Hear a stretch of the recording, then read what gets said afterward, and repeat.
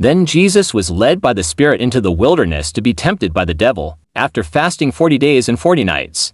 He was hungry. The tempter came to him and said, "If you are the Son of God, tell these stones to become bread." Jesus answered, "It is written, man shall not live on bread alone, but on every word that comes from the mouth of God." Then the devil took him to the holy city and had him stand on the highest point of the temple. "If you are the Son of God," he said, "throw yourself down, for it is written, He will command His angels concerning you, and they will lift you up in their hands, so that you will not strike your foot against a stone." Jesus answered him, "It is also written, do not put the Lord your God to the test." Again, the devil took him to a very high mountain and showed him all the kingdoms of the world and their splendor. "All this I will give you," he said, "if you will bow down and worship me." Jesus said to him, "Away from me, Satan, for it is written, worship the Lord your God, and serve Him only." Then the devil left him, and angels came and attended him. When Jesus heard that John had been put in prison, he withdrew to Galilee, leaving Nazareth.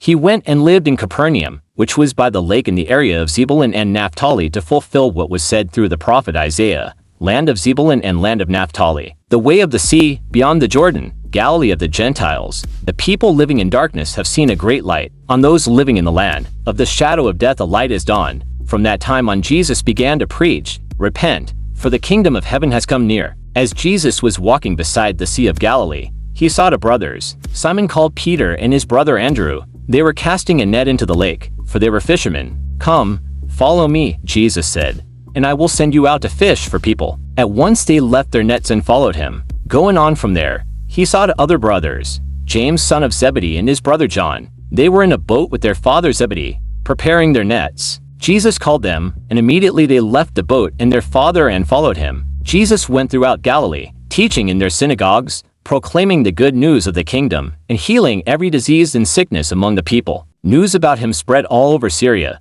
and people brought to him all who were ill with various diseases, those suffering severe pain, the demon-possessed, those having seizures, and the paralyzed, and he healed them. Large crowds from Galilee, the Decapolis, Jerusalem, Judea and the region across the Jordan followed him. Matthew 4:25 NIV https://bible.com/bible/111/matt.for.1-